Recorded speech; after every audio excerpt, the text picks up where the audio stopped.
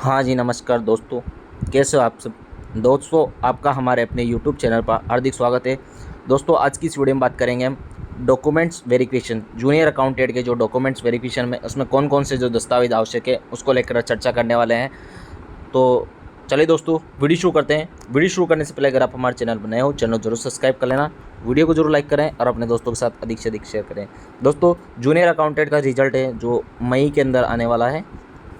मई के अंदर इसका रिजल्ट आ जाएगा और इसके बाद जो जिन जिन स्टूडेंट का यहाँ पर चयन होगा उनके काफ़ी अच्छे नंबर आ रहे हैं। कट ऑफ को लेकर पहले वीडियो बना चुका हूँ दोस्तों। अगर आपके अच्छे मार्क्स हैं तो आप उसको तैयारी शुरू कर दें। डॉक्यूमेंट्स के जो है अपने अपने दस्तावेज जो है तैयार कर लें। बाद में अगर आपके पास जो है अगर डॉक्यूमेंट्स नहीं रहेंगे तो आपको इस भर्ती प्रक्रिया से बाहर कर दिया जाएगा। दोस्तों, आपका चयन होना ना होना बराबर हो जाएगा, इसलिए आप जो है आपके पास जो भी डॉक्यूमेंट्स है वो आप इसमें तैयार कर देंगे। दोस्तों, मैं आपको बताने वाला हूँ कि कौन कौन से डॉक्यूमेंट्स यहाँ पे ज़रूरत पड़ने वाली है। तो सबसे पहले हम बात करेंगे जो जूनियर अकाउंटेंट का जो वेरिफिकेशन है वो कौन सा डिपार्टमेंट कराएगा। दोस्तों, DTA इसका जो है वेरिफिकेशन करवाएगा। जी हाँ दोस्तों, कोष व लेखा विभाग जो है जयपुर के अंदर है वो इसका यहाँ पे डॉक्यूमेंट्स वेरिफिकेशन करवाएगा। अब बात कर लेते हैं कि कौन कौन से आवश्यक दस्तावेज यहाँ पे रहने वाले हैं। ठीक है दोस्तों, तो ये डॉक्यूमेंट्स की जो है लिस्ट है, मैं आपको बता दूं कि क्या क्या यहाँ पे है। सबसे पहले तो आपको जो जूनियर अकाउंटेंट का रिज़ल्ट आएगा उसकी आपको मार्कशीट लेनी है। आपकी जो मार्कशीट जारी की जाएगी बोर्ड के द्वारा वो आपको जूनियर अकाउंटेंट की मार्कशीट यहाँ पे आपको पेश करनी है, JRA की मार्कशीट। इसके अलावा 10वीं की अंक तालिका व उसका प्रमाण पत्र, 10वीं की अंक तालिका व उसका प्रमाण पत्र। इसी के आधार पर दोस्तों आपको आयु में छूट दी जाएगी। अगर आपका जो आयु के संबंधी जो भी है छूट दी जाएगी वो यहाँ पे 10वीं की अंक तालिका एवं सर्टिफिकेट आपके पास होना चाहिए।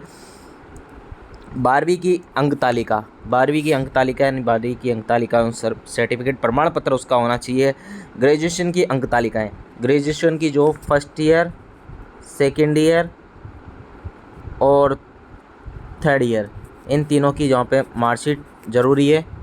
उसके साथ साथ आपकी जो डिग्री आएगी वो भी यहाँ पे आपको रखनी है। जी हाँ दोस्तों, अगर आपके पास डिग्री नहीं है तो आप प्रोविजनल सर्टिफिकेट बना लें, पहले से रख लें, लेकिन बाद में आपको भागदौड़ करनी पड़ेगी। इसलिए आप पहले से ही, अगर आपके पास डिग्री नहीं है, डिग्री का है कॉलेज में थोड़ी लेट प्रदान की जाती है, मतलब कॉलेज के द्वारा या यूनिवर्सिटी के द्वारा, तो थोड़ा इसके लिए आप जो है प्रोविजनल सर्टिफिकेट यहाँ पर बनवा के रख सकते हैं। दोस्तों, अगर इन सभी की आपकी डिग्री ज़रूर होनी चाहिए। दोस्तों, मार्कशीट के अलावा डिग्री आती है, वो डिग्री भी आपको ज़रूर प्राप्त करनी है यूनिवर्सिटी से, कहीं से भी जो आपके अगर कॉलेज में अवेलेबल हो तो कॉलेज से प्राप्त कर ले, नहीं तो आप जिस संबंधित यूनिवर्सिटी से संपर्क करें, वहाँ से आपको जो है डिग्री यहाँ पे प्राप्त कर सकते हैं।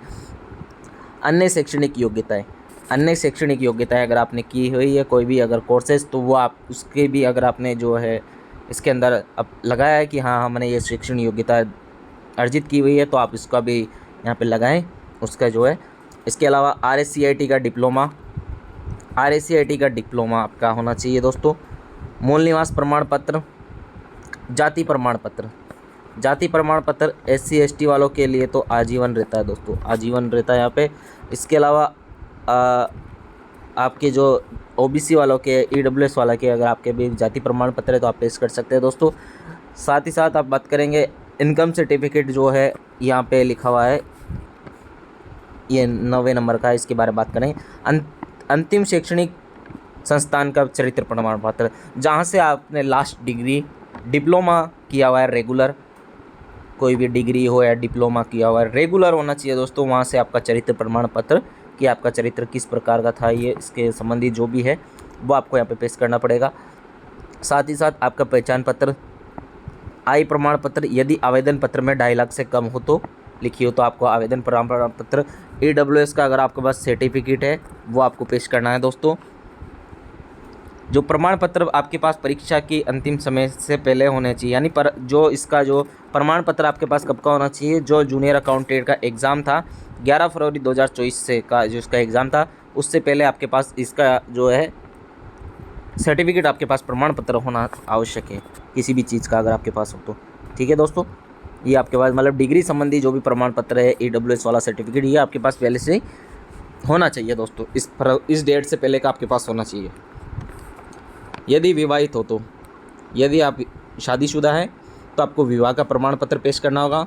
संतान संबंधी घोषणा पत्र, संतान संबंधी घोषणा पत्र अभी आपको पेश करना होगा। संतान संबंधी, जैसे यहाँ पे कुछ नियम है कि यहाँ पे 2 से अधिक संतान नहीं होना चाहिए। जैसे अगर किसी के शुरू में अगर 2 संतान हो जाती हैं, 2 बच्चे हो जाते हैं, तो उसको यहाँ पे जुड़वा हो जाते हैं तो उसको 2 गिना जाता है। यहाँ पे दोस्तों 2 ही गिना जाएगा। लेकिन अगर पहली संतान के बाद वो दूसरी संतान का चांस लेते हैं, मतलब दूसरी संतान की तैयारी करते हैं, तो अगर उनके जो दूसरी संतान जो जुड़वा हो जाती है, यानी 2 बच्चे एक साथ हो जाते हैं, तो उसको एक ही माना जाता है दोस्तों, एक ही माना जाता है यहाँ पे। तो यहाँ पे आपके लिए संतान संबंधी घोषणा पत्र है वो आपको पेश करना होगा। विधवा परित्यक्ता हो तो इसका भी आपको प्रमाण पत्र पेश करना होगा। विवाह प्रमाण पत्र, संतान संबंधी घोषणा पत्र, विधवा या परित्यक्ता से संबंधित दस्तावेज या प्रमाण पत्र।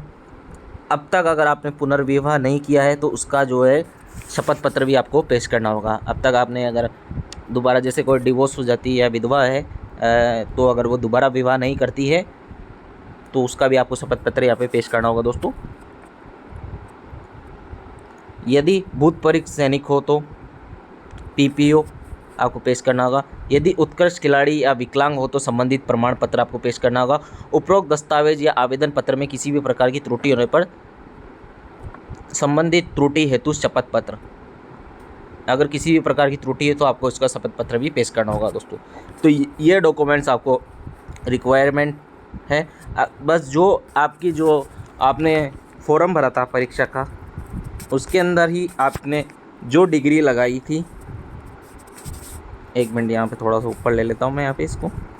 जैसे आपने जो डिग्री लगाई, जो आपने रोल नंबर भरे, जो आपने जिस संबंधित यूनिवर्सिटी से वो किया है, वही आपको जो दोस्तों पेश करना होगा। वही आपको क्या है, वेरिफिकेशन के टाइम में पेश करना होगा। अगर आपके किसी भी प्रकार की डिग्री अगर फर्जी पाई जाती है तो दोस्तों आपको आपके खिलाफ़ FIR होगी, ठीक है, आपके खिलाफ़ FIR होगी।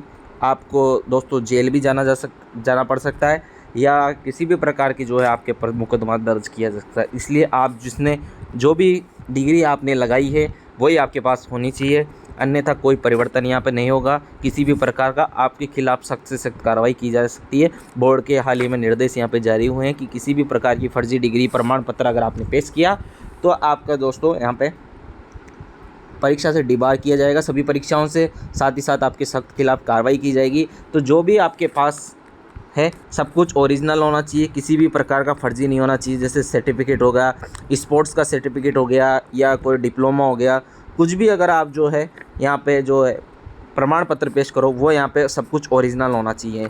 ज़्यादातर तो यहाँ पे एक तो आपकी ग्रेजुएशन की डिग्री या ये वगैरह फर्जी बना लेते हैं। इसके अलावा स्पोर्ट्स जो सर्टिफिकेट है वो भी यहाँ पे फर्जी बनाते हैं। डिप्लोमा कंप्यूटर का वो भी यहाँ पे फर्जी बना लेते हैं। कुछ भी करके यहाँ पे फर्जी सर्टिफिकेट अगर आप पेश करते हो तो आपको यहाँ पे नुकसान उठाना पड़ सकता है दोस्तों। आपको जो है आजीवन यहाँ पे कारावास हो सकता है, या कुछ भी जो भी सज़ा का प्रावधान है वो आपका यहाँ पे हो सकता है। ये बोर्ड के नियमों के विरुद्ध होगा। अगर आप फर्जी डिग्री पेश करते हो तो आपके खिलाफ़ सख्त से कार्रवाई करने का प्रावधान पेश किया गया है दोस्तों।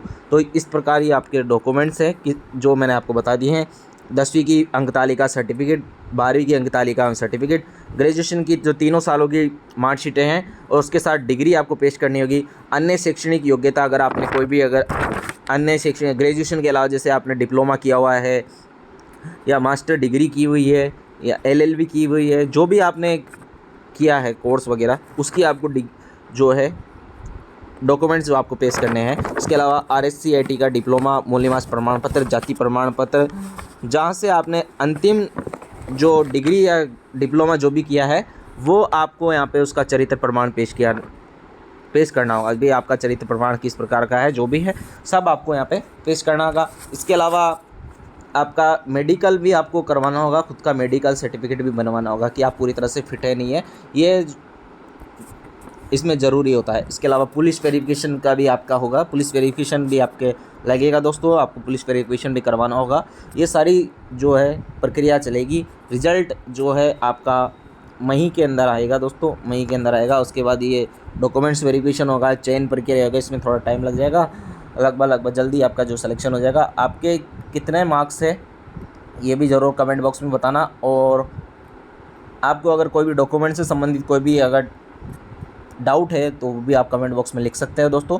चैनल पर नए हो तो चैनल को जरूर सब्सक्राइब करें, वीडियो को लाइक करें और जो है अपने दोस्तों के साथ अधिक से अधिक शेयर करें। धन्यवाद।